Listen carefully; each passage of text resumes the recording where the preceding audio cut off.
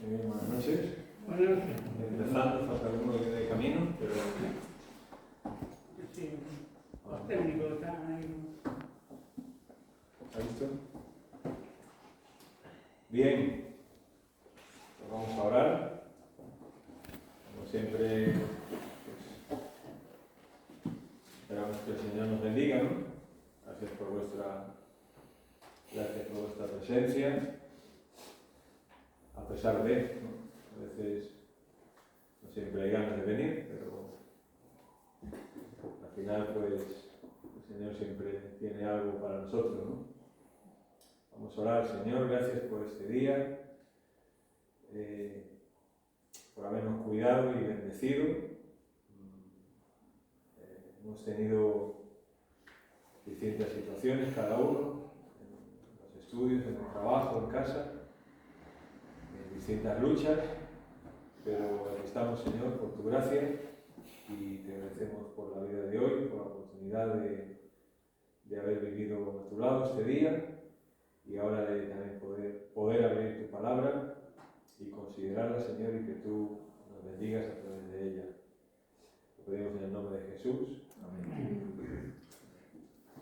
Muy bien, vamos al capítulo 11 de Apocalipsis.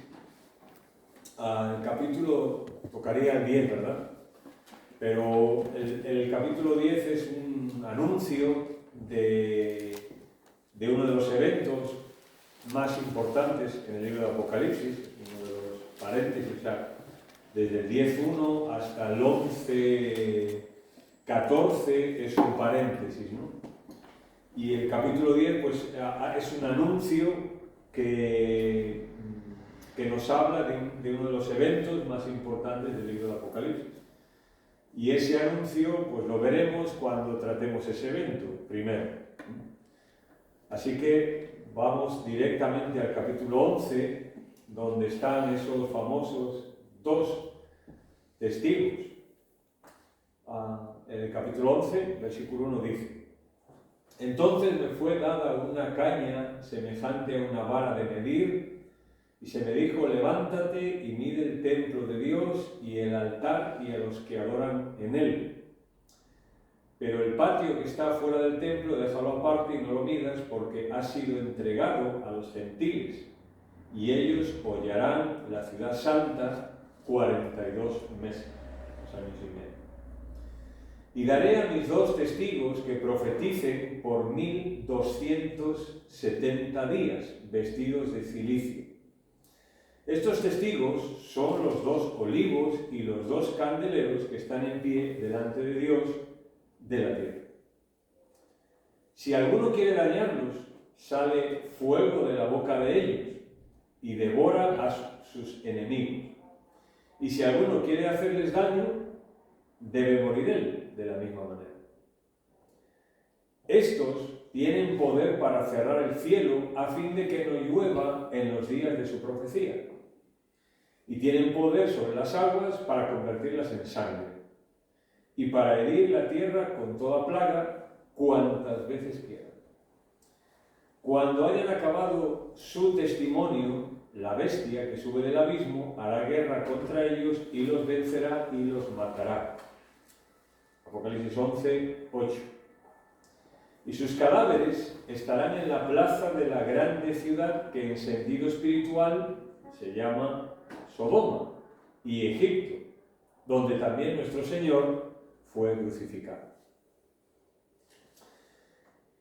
Y los de los pueblos, tribus, lenguas y naciones verán sus cadáveres por 3 días y medio, y no permitirán que sean sepultados. Y los moradores de la tierra se regocijarán sobre ellos y se alegrarán. Y se enviarán regalos unos a otros, porque estos dos profetas habían atormentado a los moradores de la tierra. Pero después de 3 días y medio entró en ellos el espíritu de vida enviado por Dios, y se levantaron sobre sus pies. Y cayó gran temor sobre los que vieron. Y oyeron una gran voz del cielo que les decía: subid acá. Y subieron al cielo en una nube, y sus enemigos los vieron. En aquella hora hubo un gran terremoto y la 10ª parte de la ciudad se derrumbó.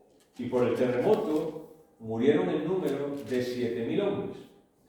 Y los demás se aterrorizaron y dieron gloria al Dios del cielo. El segundo ay pasó, y aquí el tercer ay viene pronto. El primer ay está en el anterior capítulo, y luego el siguiente, pues ya lo veremos. Bien, vamos a hablar de estos dos testigos de Apocalipsis 11. Primero, si los mencionamos, las características que Juan en el capítulo nos da es que, por ejemplo, ellos tienen el poder de Dios. Esto no es raro, hay personas que Dios, de una u otra forma, los ha investido de cierto poder. Profetas y otras personas que han tenido, pues digamos, han gozado, digamos, de una capacidad sobrenatural dada por Dios en algunos momentos. Profetizan por 1260 días, esa es otra información que también nos da. O sea que es un ministerio específico, ¿no? También ellos se lamentan sobre Israel y sobre lo que está pasando en la ciudad de Israel, de Jerusalén. Cuando dice, por ejemplo, que esa ciudad, que los cadáveres de ellos están en la gran ciudad, que en sentido espiritual se llama Sodoma y Egipto, donde también nuestro Señor fue crucificado, está claro que es una referencia a Jerusalén. Y estos testigos se lamentan por lo que está ocurriendo en Jerusalén. Cuando lleguemos al capítulo 12 veremos cómo al dragón se le da la autoridad de perseguir a la mujer, que es Israel. Así que esto está en consonancia. Por eso, aunque, me explico, ¿no? Aunque hasta el capítulo 12 no se nos va a decir que a Satanás, que es el dragón, se le da la autoridad para perseguir a Israel, y aquí se nos dice que estos dos testigos están en Jerusalén lamentándose por lo que ocurre. ¿Por qué es? Porque, como hemos dicho, el libro no es cronológico. El libro no lo tenemos que tratar cronológicamente. Así que estos dos testigos, lo vamos a ver ahora.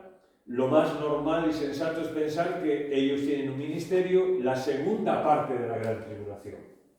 Por tanto, en el sentido que no se nos dice en qué momento, pero sí se nos dice que al principio de la gran tribulación empiezan hasta el final. Y luego cuando Apocalipsis 12 nos da este detalle, no está contradiciéndose, no es que pase una cosa antes de la otra, ¿no? Sino que esto es un paréntesis. ¿Entendemos? Bueno, a veces yo entiendo que hay que hacer algún esfuerzo, ¿no? No, No, ¿qué va? hay cosas que se me escapan, ¿no?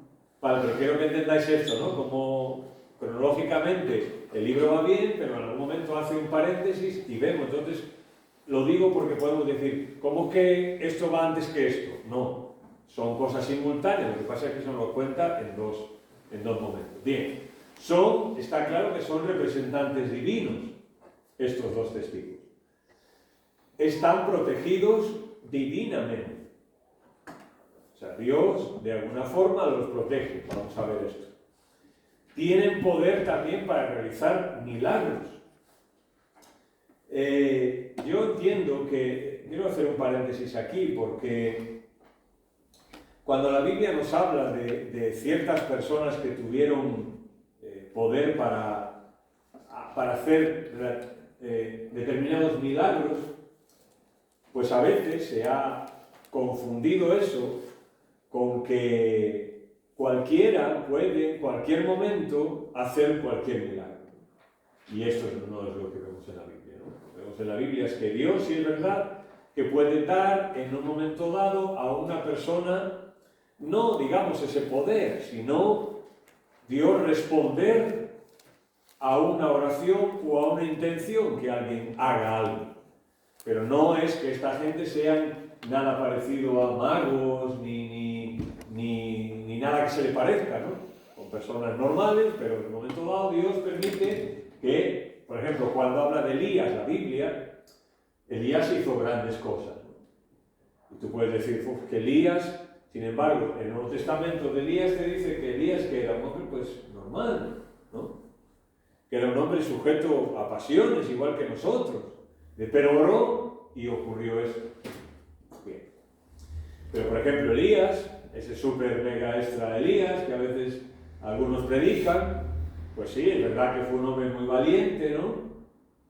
Pues depende contra quién, ¿no? Porque Elías en un momento dado fue muy valiente, pero en un momento dado pues ya no fue tan valiente. ¿Y eso qué pasa? ¿Hay algún problema con eso? Pues ninguno. Como cualquier persona que a lo mejor en un momento dado enfrenta algo y lo enfrenta bien, y inmediatamente enfrenta otra cosa y no lo enfrenta bien. Y Dios sabemos que a Elías tiene que ir y animarlo una tras otra, que eso es una parte que a veces no hablamos de Elías, ¿no? Hablamos de Elías como si, pero no, a veces no vemos todo el trabajo, entre comillas, que a Dios le cuesta con Elías, ¿no? Como tienes que ir, tratarlo, enviarle no sé qué, enviarle no sé cuánto, hablarle, después en la cueva, después levántate, vete, un montón de cosas, ¿no? Bueno, no quiero hablar. Solo era vale. Su identidad. Lo de los 3 días y medio muertos. Ahora vamos a ver.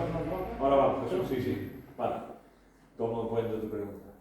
Su identidad es desconocida. No se nos dice ni por nombres ni nada quiénes son.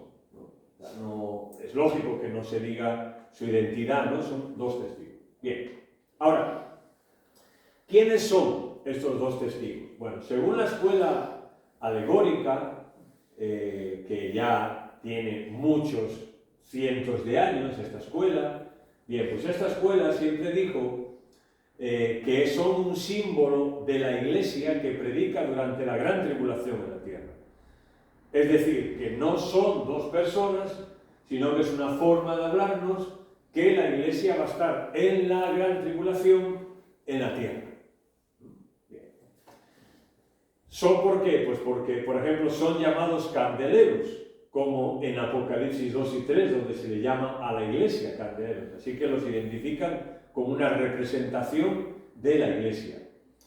Bien, hay una cosa, ¿no? La bestia, que es la primera mención al anticristo, bueno, es improbable que haga guerra contra 2, dicen ellos. No puede ser que la bestia, o sea, el anticristo, dedique esta atención a ir solo contra 2 personas. Así que es una representación de la Iglesia y por tanto el anticristo a quien está persiguiendo es a la Iglesia.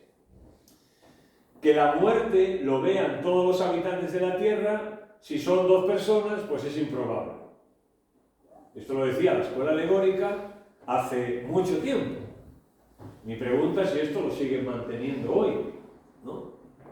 Porque hoy día esto es posible perfectamente, ¿verdad? En directo. Cualquier persona que esté en el monte más escondido de la tierra, mientras tenga un poquito de cobertura, pues puede ver sin problema en cualquier parte del mundo en directo lo que esté pasando. Al momento, al segundo. Así que entendemos que esto en su momento podía tener cierta lógica, pero ahora ya no tiene tanta lógica. Algunos dicen que son Enoc y Elías, otros Elías, Enoc y Moisés, otros Elías y Moisés. Bueno, aquí hay de todo, ¿no? La gente empieza a elucubrar, bueno, tienen sus argumentos, digamos. ¿Sí, David? Teorías, sus argumentos. Ahora, nosotros, ¿por qué no pensamos que los 2 testigos son una representación de la Iglesia durante la gran tribulación? Bueno, pues porque, como hemos explicado, nosotros entendemos que la Iglesia no pasará esos años de gran tribulación en la tierra. Por tanto, los que se convierten en la gran tribulación en la tierra no son llamados Iglesia, sino son llamados una multitud que ha salido de la gran tribulación y han lavado sus vidas y han sido perdonados por Cristo. No son llamados en ningún momento Iglesia. Vale. La Biblia no dice quiénes son. No nos dice. Eso para empezar. El artículo, hay una cosa interesante en griego, ¿no? El artículo determinado los, que es el tois en griego, delante del sustantivo testigos, el griego literalmente cuando usa el artículo los, el artículo determinado, delante del sustantivo, la idea es los dos testigos míos, cuando habla de una persona. Y Dios está hablando y dice, estos son los dos testigos. Así que la idea es los dos testigos míos. Por tanto, al usar el artículo, todo apunta a que realmente son dos personas concretas. Porque si dijera si usara otro artículo y dijera los testigos, podrían ser más, ¿no? Pero los dos testigos míos, pues evidentemente todo gramaticalmente apunta a que son dos personas concretas. De manera que los dos testigos son escogidos y capacitados por Dios para predicar el Evangelio durante la segunda parte de la semana 70, profetizada por Daniel. ¿Por qué sabemos que están predicando el Evangelio? Hombre, porque la bestia va tras ellos y los mata. Por tanto, es evidente que eso es lo que están haciendo ellos, predicando el Evangelio, dando testimonio del Señor durante la gran tribulación. Y aparte tienen un poder para profetizar, para cerrar el cielo, o sea, que haya sequía durante su profecía. Pues que van a estar profetizando ellos, pues está claro, ¿no? Lo que están, más o menos podemos intuir. Bien, según el versículo 3, su ministerio dura 1260 días, que sería la segunda parte de esos 7 años, a los 3 años y medio finales. ¿Por qué sabemos que tienen que ser los 3 años y medio finales? Porque, bueno, vamos a ver, periodo que corresponde a la segunda parte de la semana 70, ni luego creo que está, pero bueno, lo explico ya. ¿Por qué la segunda parte? Pues porque el anticristo, sabemos que la primera parte de esa tribulación, esos 3 años y medio primeros, según Daniel, hay un pacto de paz mundial, donde hay pues paz y armonía, ¿no?, para todo el mundo. Y no vemos que haya síntomas de persecución, de nada, ¿no?, sino que hay una armonía, una paz mundial que él promete. Y según el discurso de Jesús en Mateo 24, ese pacto se rompe y empieza la persecución. Así que lo más sensato es pensar que estos dos testigos de parte de Dios surgen en la segunda parte de la gran tribulación, en la cual Jerusalén será pisoteada por los gentiles.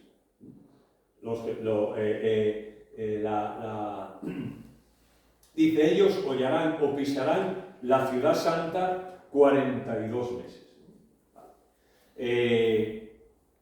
Por eso también vemos que la Biblia dice que, por ejemplo, Jesús viene directamente en su segunda venida a Jerusalén. Ahí pondrá sus pies. ¿Por qué? Vamos a ver en su momento con capítulo 12, con capítulo 13 y otras partes, porque Israel va a ser arrinconada totalmente. Y en ese momento Jesús vendrá. ¿Entendéis hasta aquí? ¿Sí? Durante esos 3 años y medio finales, pues el anticristo ejercerá un dominio sobre Jerusalén.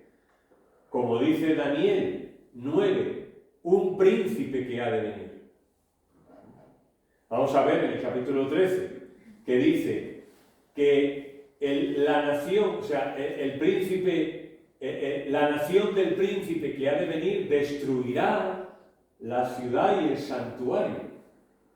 Y eso vamos a ver que tiene que ver con que ¿quién destruyó la ciudad y el santuario? ¿Quién destruyó Jerusalén y el templo en la historia? Roma.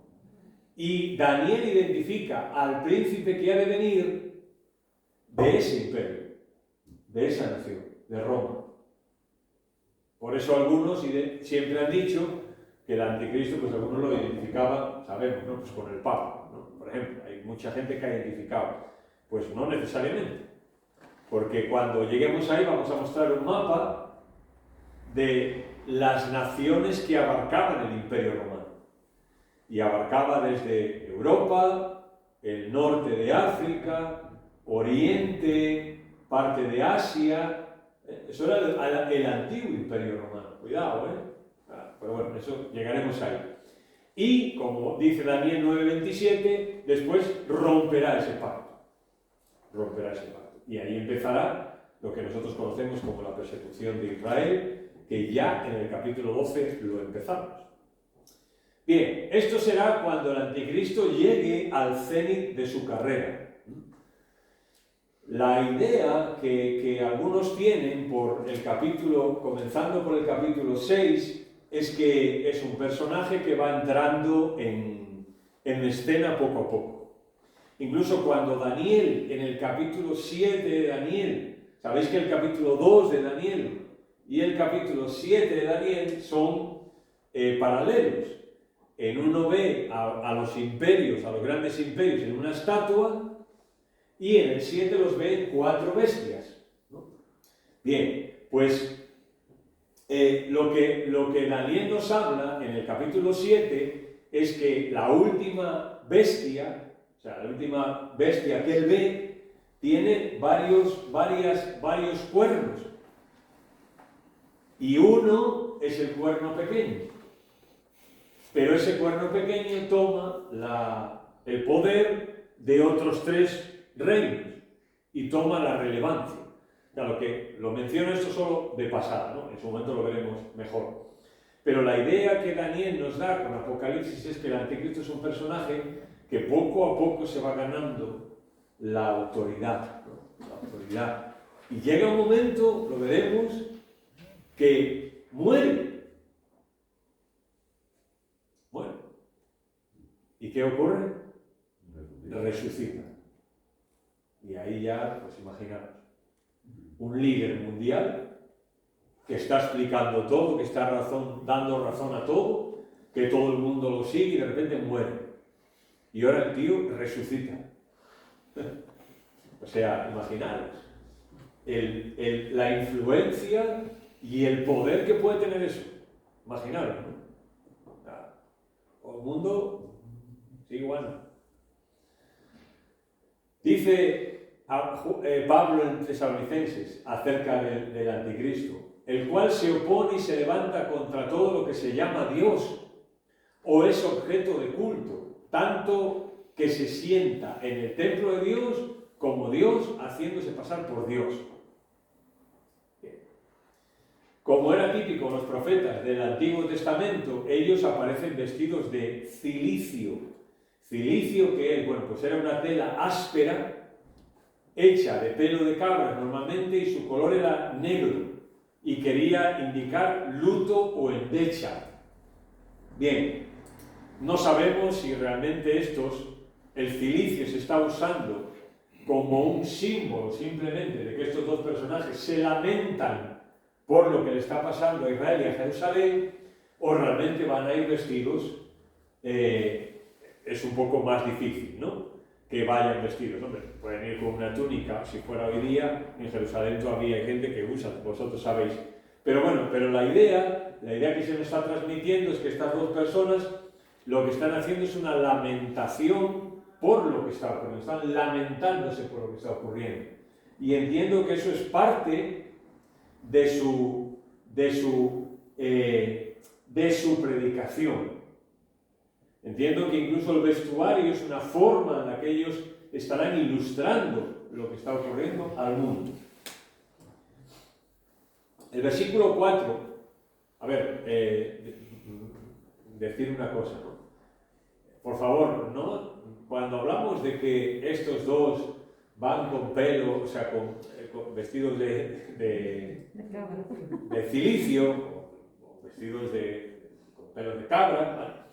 No nos transportemos a la época de Jesús, ¿no? A ver, no nos imaginemos que ellos van por los caminos de Israel predicando, ¿no? Hoy día, si fuera hoy, habría otros métodos en los que ellos pueden predicar, otras formas en las de alcanzar al mundo. 2 personas así, con ese poder, hoy día pues serían objeto de por lo menos curiosidad del mundo entero, a través de los medios de comunicación, a través de las televisiones, de los periódicos, de todo el mundo, ¿no? Y ellos tendrían una facilidad brutal para ellos hablar lo que tienen que hablar, ¿no? Esto nos lo imaginamos así, ¿no? Supongo, no por como Juan el Bautista, por los caminos predicando. Digo esto para que nos contextualicemos. Si no podemos, claro, si no habrá cosas en Apocalipsis que no las entenderemos, ¿no? Bien. El versículo 4 se les compara, estos son los dos olivos y los dos candeleros, o sea, se les compara con candeleros y con dos olivos. Bien, por ejemplo, Zorobabel y Josué en el Antiguo Testamento, en su ministerio, también se les llama candeleros y olivos. Y su ministerio fue hacer que la nación de Israel fuese restaurada.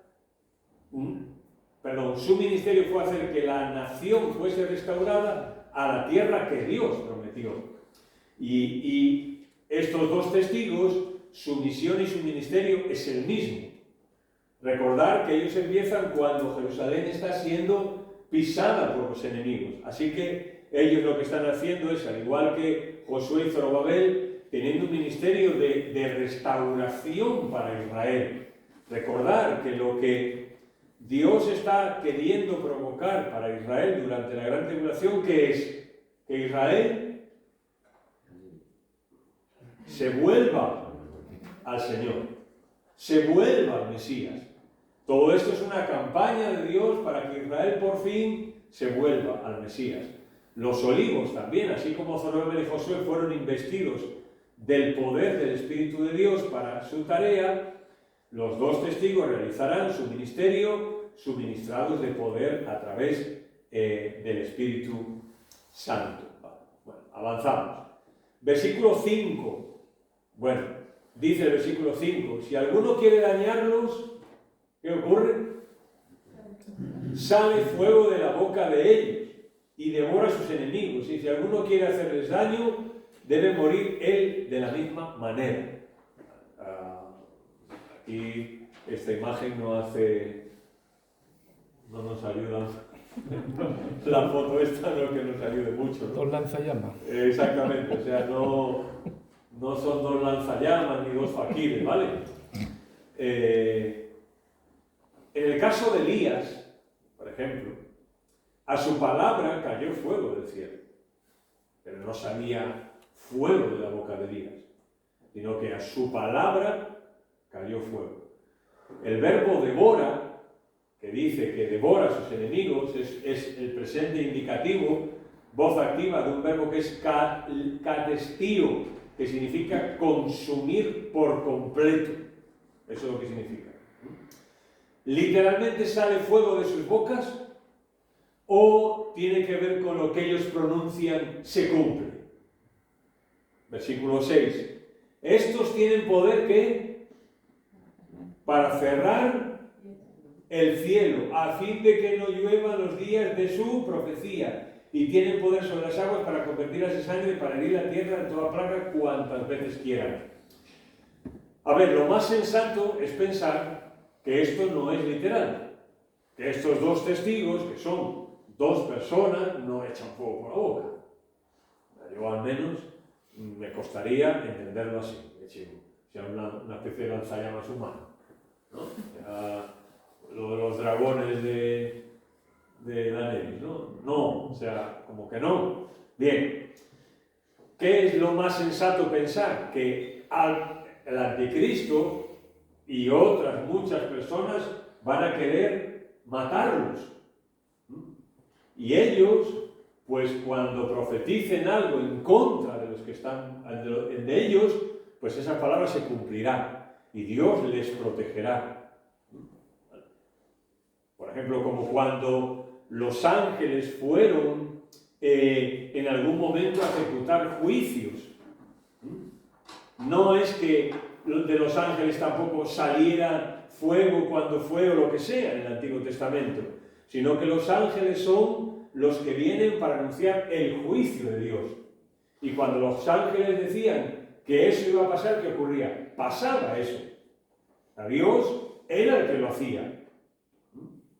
aquí tenemos que pensar que es una cosa parecida. Como quiera, serán investidos de poderes sobrenaturales. Y es más, la idea es que Dios juzgará en el acto a quienes intenten hacerles daño. Porque dice el versículo 6, era el 5. Si alguno quiere dañarlos, sale fuego de la boca de él. Bueno, como digo, no sabemos qué se refiere, pero pensamos por lógica que, insisto, que esto tiene que ver con que son personas que profetizan de parte de Dios y que los juicios que ellos profetizan se cumplen, y no que ellos estén lanzando llamas y cerrando el cielo por doquier, ¿no? Eso es lo más sensato de pensar. Porque, por ejemplo, en un momento dado, ahora vamos a la pregunta de Jesús antes, ellos llegan a morir. Así que no, parece que no tienen tanto poder, si pueden venir y matarlos. ¿Qué pasa? ¿Que se les acaba el gas del lanzallamas? O sea, no, ¿vale? 7 y 8. Hasta que no terminen la tarea encomendada por Dios, pues ellos son inmortales y nada ni nadie puede hacerles daño alguno. Versículo 7. Cuando hayan acabado su testimonio, cuando hayan acabado su testimonio, la bestia que sube del abismo hará guerra contra ellos, los vencerá y los matará. ¿Veis la frase primera del versículo? Cuando hayan acabado. O sea que ese ministerio que ellos tienen, encomendado por Dios, la bestia no podrá tocarles hasta que acaben.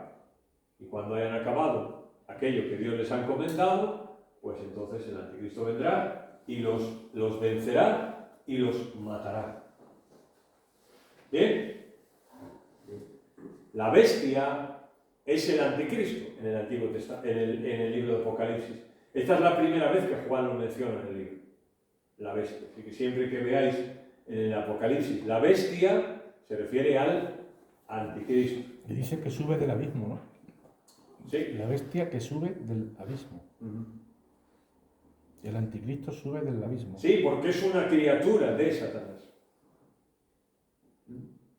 ¿Vale? El abismo, en el libro de Apocalipsis lo vamos a ver, a veces se refiere a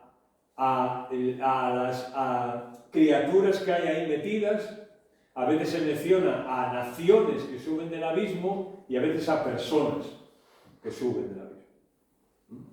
Vimos ese sitio. La bestia es una palabra griega que designa a un animal de presa, uno que posee pues, un apetito voraz, un carnívoro semejante a un león o a una pantera. Esa es la definición. Describe a un ser sutil, de violencia irracional, que actúa según su propia cruel naturaleza. Cuando le llama a la bestia, no quiere decir que sea una bestia en sí, sino lo que está hablando es de su carácter.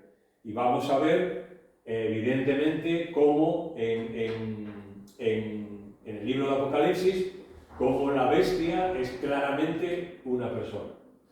Lo vamos a ir viendo. La bestia será un individuo especialmente capacitado por el mismo Satanás. Como hemos dicho, quien aparecerá en la escena de la historia de manera sutil, pero a la postre se engrandecerá y ejercerá hegemonía, dominio, poder sobre los pueblos de la tierra, particularmente durante la segunda mitad de la gran tribulación. Y además, por ejemplo, el libro de Daniel, cuando habla de la bestia, del anticristo, nos dice que es el príncipe de un pueblo que ha de venir, identificando claramente a una persona, el príncipe de un pueblo que ha de venir, que destruyó la ciudad del santuario, o sea, lo que dijimos antes, ¿no? Del antiguo imperio romano, y el anticristo será un príncipe, un gobernante, un rey, o lo que sea, que viene de ese antiguo imperio.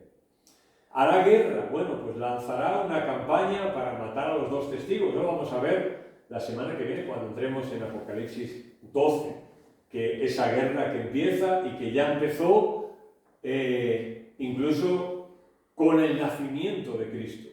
Apocalipsis 12 se remonta hacia atrás y hacia el presente y hacia adelante, también eso lo vamos a ver. Así que es probable que su éxito en esto le traiga popularidad y él pues prepare el escenario. Mirad, cada vez más, lo que ahora se me está acordando, cada vez más, el tema de desastres que pueden pasar, cosas que pueden pasar. Por ejemplo, ahora van a estrenar una película que se llama Moonlight, creo, o algo así. Yo sé que es Luna, no sé qué. ¿Cómo se llama ahora? Pero dice Luna algo, ¿no? Es Luna algo. Y esa película trata, es una película típica apocalíptica, la van a estrenar ahora, donde según parece, pues la Luna pues se acerca a la Tierra y va a caer en la Tierra. Y ahora bolas gigantes, en fin, todo esto, ¿no? Típico de las películas, ¿no? Pues esto cada vez más, cada vez más, cada vez más, cada vez más inducido. Moonfall, caída de la Caída de la Luna, exactamente. O sea, cada vez más natural, la gente ya lo va asumiendo. Antes, cuando veían una película de estas, tenía claro, esto es así, o sea, antes cuando veían una película de estas, la gente tenía claro que eso era, aparte, eso es cine, se llamaba ciencia ficción. Decía, es una película de ciencia ficción. Hoy, simplemente podríamos hacer un ensayo, y es ir después del cine, de la película esa, y preguntar a la gente qué le parece. Yo te aseguro que el 99% de la gente te va a decir que eso es posible, claro. Estamos cargando la Tierra, esto que la Luna se caiga, claro, eso puede pasar en cualquier momento. Y han ido a ver una película de ciencia ficción, simplemente. Versículo 10, mirad. ¿Qué pasará con estos dos cuando la bestia los mate? ¿Cómo reaccionará el mundo? Los moradores de la tierra, ¿qué? Se regocijarán sobre ellos y se alegrarán y enviarán regalos unos a otros. Navidad, ¿qué? Nada, o sea, Navidad se queda atrás. Papá Noel deja de existir. Se enviarán regalos unos a otros porque estos 2 profetas habían atormentado a los moradores de la tierra. O sea, ¿cómo puede ser? ¿Cómo puede ver la gente una verdad tan distorsionada?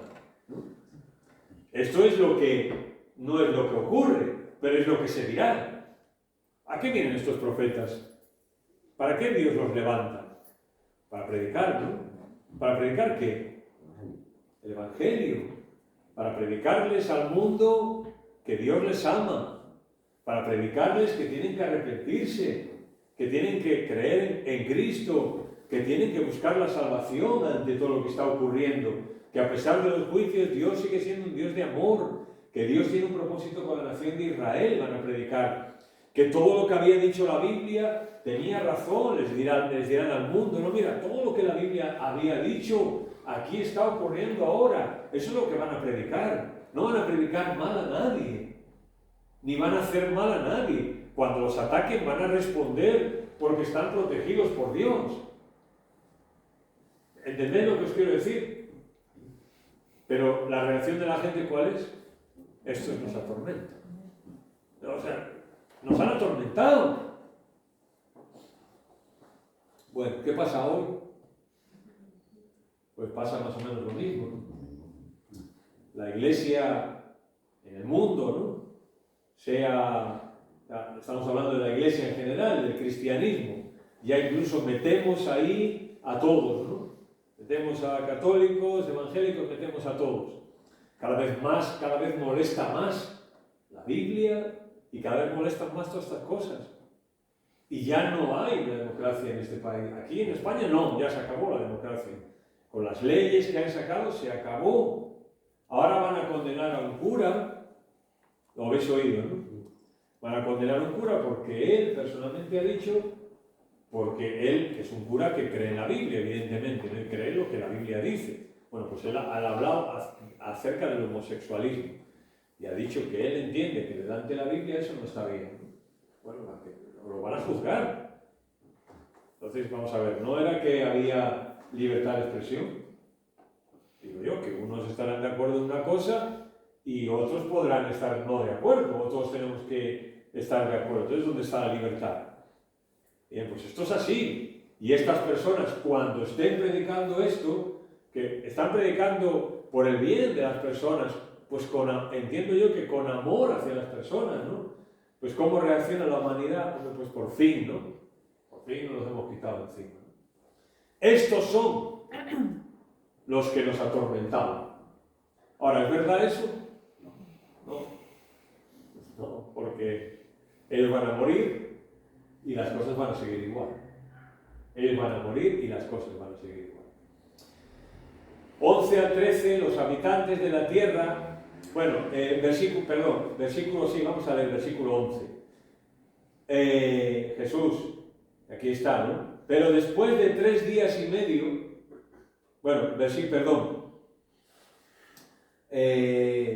vamos a leer primero el 7, el 8, perdón. Dice que cuando los venzan y los maten, ¿cómo dice Jesús la primera parte del 8?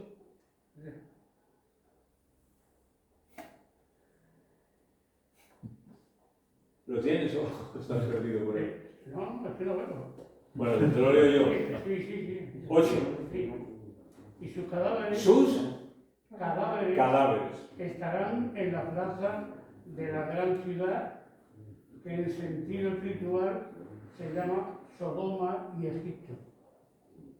Donde también fue crucificado nuestro Señor. Vale. Dice sus cadáveres. O sea, ¿qué quiere decir eso? Que han muerto de verdad. Han muerto. Es un cadáver. Aparte del texto, la palabra es cadáver. Bien. Y ahora dice, pero después de 3 días y medio, entró en ellos el espíritu de ¿qué? De vida. O sea, está claro que estaban muertos. Entró el espíritu de vida enviado por Dios y se levantaron sobre sus pies y cayó gran temor sobre los que vieron. Así que los habitantes de la tierra, esa alegría de los habitantes de la tierra, pues evidentemente fue de corta duración, porque después de 3 días y medio, el Dios del cielo interviene sobrenaturalmente y hace que el espíritu de vida que procede de Dios entrase en estas 2 personas y resucitase. Esto no nos debe de extrañar, porque en el Antiguo Testamento Dios permitió que ciertas personas tal. Y en el Nuevo Testamento Jesús resucitó, por ejemplo, a Lázaro. Lo resucitó. Cuando él murió, hubo resurrecciones también, etc. No nos debe de extrañar, ¿no? que resucite. Así que Dios permite que estas personas vuelvan a la vida. Vuelvan a la vida. Esto nos recuerda, bueno, pues a Ezequiel 37, por ejemplo, la profecía de los huesos secos, donde Dios también da vida allí. Dios soplará espíritu de vida en los cuerpos de los 2 testigos y estos serán vivificados. Y hay un contraste tremendo entre la alegría del 10, donde se alegran y se envían regalos y se regocijan, y después cayó gran temor sobre los que lo vieron. Entiendo que el temor en este momento es doble. Por un lado, si están pensando que ellos son los que les han atormentado, pues claro, si resucitan, pues más tormento. Pero también el temor es doble porque, lo digo, porque en el versículo 13, después de que ocurre el terremoto y todo lo que ocurre, dice que dieron gloria al Dios del cielo. Dieron gloria al Dios del cielo. Pero de esto no nos alegremos demasiado, ni nos aventuremos demasiado, porque los hombres en este momento de la historia se alegren o den gloria a Dios o levanten sus ojos al cielo, porque en Apocalipsis vemos que esto siempre es momentáneo. En el capítulo 6 ya lo vimos, ahora lo volvemos a ver, pero de nuevo insistimos que hay un personaje y toda una corriente diciendo otra cosa. Y si yo no tengo las cosas claras y de repente pienso que estos son los que nos atormentan, de repente mueren y resucitan, y puedo decir, hombre, pues será que a lo mejor tenían razón, y dar gloria a Dios a lo mejor en ese momento, o buscar a Dios, pero hay una iniciativa y unos personajes en Apocalipsis que se encargarán de decir otra cosa. ¿Entendéis esto? Contraste, la humanidad cree que ha silenciado su voz. Los profetas, ¿qué hacen? Pues profetizar, evidentemente. A eso vienen, para hablar. Ellos vienen para hablar, para traer un mensaje. Y la humanidad cree que han silenciado sus voces. Pero aquí lo que ocurre es que cuando ese espíritu viene, dice el versículo, cuando ellos se levantan, dice el 12, que oyeron todos una voz del cielo que les decía, subid acá, y subieron al cielo en una nube, y sus enemigos lo vieron. Si se pensaba en este momento que se iban a silenciar la voz de Dios y de estas personas, pues se equivocan, ¿no? Porque dice que sus enemigos lo vieron. O sea que esto, si estamos pensando que de estos dos testigos, estos dos profetas, el mundo lo está viendo, pues también cuando resucitan, el mundo lo ve. No sé si en directo o grabado, pero el mundo lo ve. Y cuando Dios está hablando y está llamando a estas personas, el mundo lo oye. El mundo lo ve. Todo el mundo lo oye. Otra cosa es como reacción, pero todo el mundo lo oye. Y yo pensaba, ¿no? Esto es igual que hoy. Si yo le hago caso a la Biblia, todo el mundo de una u otra manera oye la voz de Dios. Todo el mundo. Porque Dios dice que se revela al hombre. Se revela a través de su palabra, de la Biblia. Se revela a través de su poder, como dice Romanos. Se revela a través de la conciencia del ser humano. Se revela a través del corazón. De las cosas creadas. Eso iba a decir ahora, de la naturaleza también. Y las personas, aunque a nosotros no nos parezca, pues tienen ese deseo de Dios. Otra cosa es que, como dice Romanos, lo repriman. Pero mirad, ¿cuántas veces tenemos miedo, ¿no? a testificar del Señor? Y nos sorprenderíamos lo que la gente... Mirad, lo voy a contar, porque es una cosa, hombre, no extraordinaria, pero vamos, es una cosa que me pasó.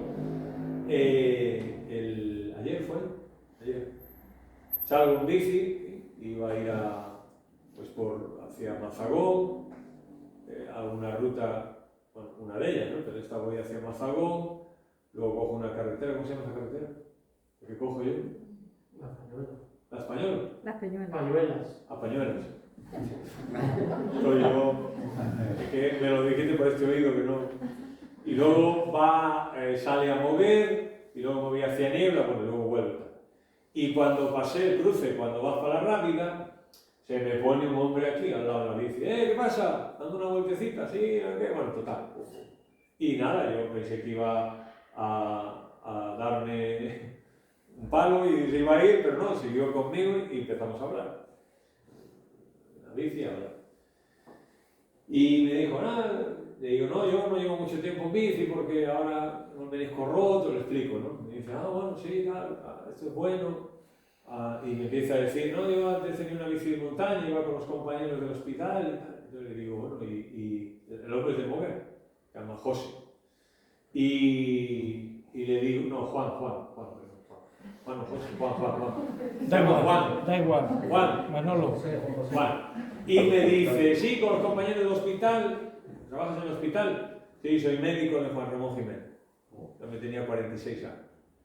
Y empezamos a hablar. Entonces yo le digo, oye, mira, de verdad, yo me imagino que os lo han dicho mucha gente, pero agradecerte todo lo que habéis hecho estos 2 años, que ha sido difícil, ¿no? Dices, sí, porque tal, miedo que teníamos, no sé qué. Y digo, oye, pues de verdad, gracias por lo que habéis hecho, por la gente, que sé que lo que he oído yo, ¿no? Y he visto que habéis tratado a la gente con cariño y a las personas mayores, oye, que os habéis partido el pecho ahí cuidando a la gente, oye, de verdad, yo te lo agradezco y tal, mira que nosotros no hemos estado ninguno en casa, pero te lo agradezco, tal, porque, digo, le digo, no es normal que Rafael Nadal gane más dinero que tú, le digo, de verdad, o sea, porque Rafael Nadal lo que hace es pegarle con una raqueta una pelota, que vosotros estáis salvando vidas, tal. Yo, sí, lo sentí de decírselo así en ese momento. Pregunta de este muchacho. ¿Tú qué eres? ¿Eh? Dice, ¿tú qué eres? Le digo, mira, te voy a decir, lo que te voy a decir no te va a chocar. Me dice, no. Digo, mira, yo soy pastor, tal cual. Dice, ah. Y no, con razón, pero, Y le digo, pero ¿eres de testigos de Jehová? No, soy evangélico y tal. Evangelista eres. Sí, y tal. Y mira, pues 1 hora fuimos juntos en bici. Y eso me dio oportunidad para hablarle del Señor. Y él, con preguntas y todo, hasta el final llegamos a ir a la rotonda del mortuorio, no, una rotonda que hay ahí. A los dos al norte. Pero, ¿cómo se llama ese que...? Monturri. Monturri. Una cosa que se llama la rotonda de Monturri. Bueno, total. Una rotonda que hay en Mora. Y se para y dice, bueno, yo vivo aquí y tal. ¿Me puedo sacar una foto contigo? Le digo, sí, claro. Se sacó una foto conmigo. Le dije, mira, Juan, voy a hablar por ti. Él tiene 2 niñas y tal, y a ver si nos podemos otra vez. Pues sí, a ver si coincidimos otra vez. ¿A qué me refiero? A que un médico, un tío con 46 años, que posiblemente lo tiene todo, su mujer me dijo que era que trabajaba, o sea, bien. ¿Y tú esperas que esta persona va a reaccionar mal? No, para nada. ¿Por qué? Pues porque las personas, Dios se revela a las personas. Y a lo mejor cuando esa persona está en un momento donde se siente con libertad, con tranquilidad, con confianza, pues muestra su interés. Y esto es así. ¿Qué pasa durante la gran tribulación? Que hay alguien que hará lo que hoy pasa de la sociedad cuando está machacando a lo bestia. Hoy día cuando la sociedad machaca en contra de Dios, en contra de tantas cosas como vemos hoy en la sociedad, en este momento será a lo bestia, ¿no? A lo bestia. Y la gente, aún viendo las cosas, pues no las va a creer. Esto no nos debe de extrañar. Porque como cuando Jesús estuvo en la tierra, cuando Jesús estuvo en Israel, Él vivió allí, no salió de allí. ¿Cuántos reaccionaron bien ante Jesús? ¿Cuántos le siguieron? ¿Cuánta gente lo defendió? ¿Cuánta gente estuvo allí en aquella colina a las afueras de Jerusalén con Él? ¿Cuántas? Y aquellos que decían que no sé qué. ¿Cuánta gente estuvo para aclamarlo y para decirle que era el rey? Y al día siguiente estaban gritando crucifican. ¿A eso nos extraña? No nos debe de extrañar. Porque es verdad que Dios ha puesto en nuestro corazón ese deseo por Dios. Pero hay alguien que lo que intentará es borrar eso. Y lo que intentará es confundir. Y lo que intentará es engañar. El ascenso de estos 2 testigos, bueno, pues será visto por todos sus enemigos, es decir, aquellos que se opusieron a su ministerio y luego celebraron la muerte de ellos mediante señales, bueno, pues de alegría. Es posible que la gente oiga la voz de Dios ordenando a los testigos subir al cielo, pero aunque no lo escuchen, sí verán el acto dramático de la ascensión de ellos. y quedarán asombrados y perplejos. ¿Tú imaginas? Dos personas que han muerto, que los tienen ahí clavados, que no lo permiten ni que los entierren, que los tienen ahí para exhibirlos. De repente vuelven a la vida. Y hay una voz del cielo y suben. O sea, eso es un acontecimiento brutal en el mundo, ¿no? Donde se va a hablar mucho de eso. Ahora, de nuevo, la bestia, el anticristo, tiene la tarea de apagar eso, de ahogar esa hoguera. Esa hoguera que se levanta aquí donde la gente da gloria al Dios del cielo, pues el anticristo tiene la tarea de apagar ese fuego. Apagar ese fuego. Que eso es lo que también, por ejemplo, el Nuevo Testamento nos dice a nosotros, ¿no? O Pablo le dice a Timoteo, ¿no? Que no apague el don que hay en ti, o no apaguéis el Espíritu. ¿Cómo responde la gente? Vamos a ver aquí dos cosas y luego damos un par de minutos para preguntas. ¿Cómo responde la gente? Mirad, como hemos estado hablando de esto, lo vamos a volver a mencionar. 9:20. Y los hombres que no fueron muertos por estas plagas, ya lo leímos el otro día, y no se arrepintieron de las obras de sus manos, ni dejaron de adorar a los demonios y las imágenes de oro, plata, bronce, piedra, madera, los cuales no pueden ver, ni oír, ni andar, y no se arrepintieron de sus homicidios, ni de sus hechicerías, ni de su fornicación, ni de sus robos. 16, más adelante, 16, versículo 9. Los hombres se quemaron con el gran calor y blasfemaron el nombre de Dios, que tiene poder sobre estas plagas, y no se arrepintieron para darle gloria. 16:21. Y cayó del cielo sobre los hombres un enorme granizo como el peso de un talento, y los hombres blasfemaron contra Dios por la plaga de granizo, porque su plaga fue grande en sobremanera. 16:5 y 6 también. Y oí al ángel de las aguas que decía: justo eres tú, Señor, el que es, el que eras y el santo, porque has juzgado estas cosas, por cuanto derramaron la sangre de los santos y de los profetas, también tú les has dado a beber sangre, pues lo merecen. Aquí llegaremos al capítulo 16, que es un capítulo interesante, ¿no? Pero Apocalipsis quiere enseñarnos una cosa. Quiere enseñarnos una cosa, y es que Dios tiene que intervenir. Porque si Dios espera que el hombre se arrepienta, que el mundo ceda ante Dios, que el mundo obedezca a Dios, puede estar sentado esperando para siempre. Pero Dios, que es Dios, ha determinado que esto tiene un principio y un fin. Y ocurrirá cuando Él quiera. Y para aquellos que en Apocalipsis puedan entender que hay que ver la crueldad de Dios, vemos a través de todo el libro que Dios está dando oportunidades a las personas para que razonen, para que piensen, etcétera, etcétera. Pero eso siempre lo ha hecho Dios, siempre. Dios siempre ha hecho que a través de las circunstancias de la vida nosotros sepamos levantar nuestros ojos al cielo, ¿no? Y ante las adversidades de la vida y las circunstancias y todo, pues aprender a ver que Dios está ahí.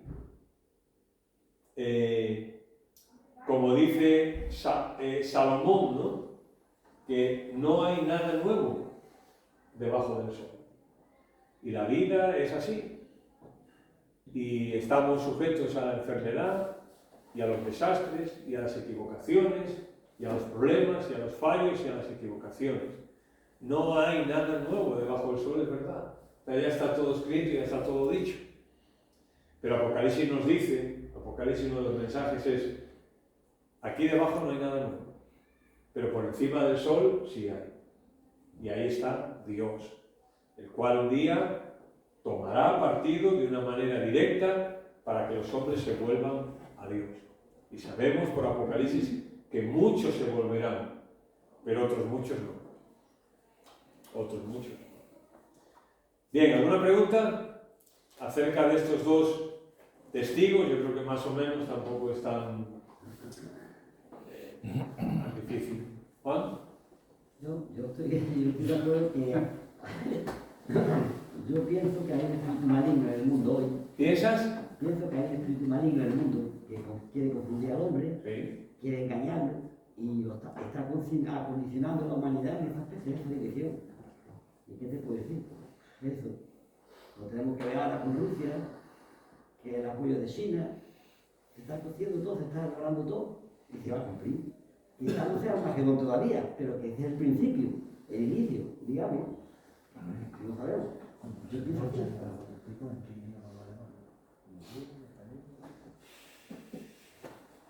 ¿Seguro que luego contestar tu pregunta?